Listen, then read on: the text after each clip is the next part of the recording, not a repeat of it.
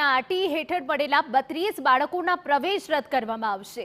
શાળામાં પ્રવેશ માટે વાલીઓએ રજૂ કર્યા હતા ખોટા દસ્તાવેજો। વેજલપુરની ઝાયડસ સ્કૂલમાં પ્રવેશ મેળવનારા વિદ્યાર્થીઓ પર કાર્યવાહી થશે। આવકવેરા રિટર્નમાં વાલીઓની આવક 9 લાખ સુધીની હોવાનું સામે આવ્યું છે। ધોરણ 2 થી 8ના વિદ્યાર્થીઓના વાલીઓ અંગે સુનાવણી થશે। ખોટી રીતે પ્રવેશ મેળવનાર નિઃશુલ્ક અભ્યાસ નહીં કરી શકે।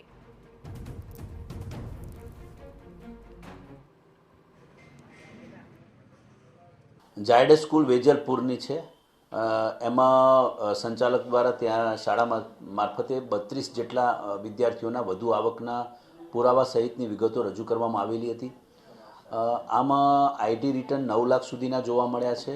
તેમના હિયરિંગ કરવામાં આવ્યા, વાલીઓની સાથે પરામર્શ કરવામાં આવ્યો, તેમના ડોક્યુમેન્ટ્સ વગેરે ચકાસણી કરી, વાલીઓને પૂછવામાં પણ આવ્યું।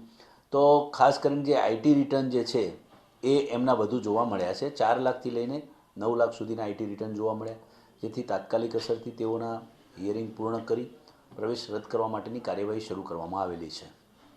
ઓકે, અગાઉ આ વર્ષે ચાલુ શૈક્ષણિક વર્ષે જ કેટલા અન્ય પણ કરવામાં આવ્યા છે ને હવે આગામી સમયમાં આરટીના ફોર્મ પણ ભરાવાની શરૂઆત થવાની છે, તો વાલીઓને શું તમે ચેતવો છો કઈ બાબતને લઈને?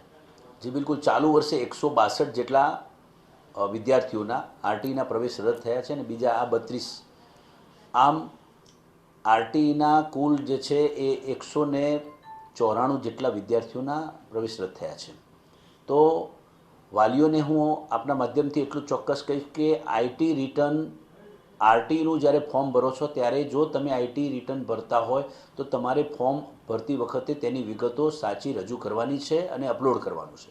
જો તમે એમાં ચૂક કરશો તો તમારું ચોક્કસ પ્રવેશ થયા પછી પણ આ પ્રકારે રદ થઈ શકે છે। સમાચાર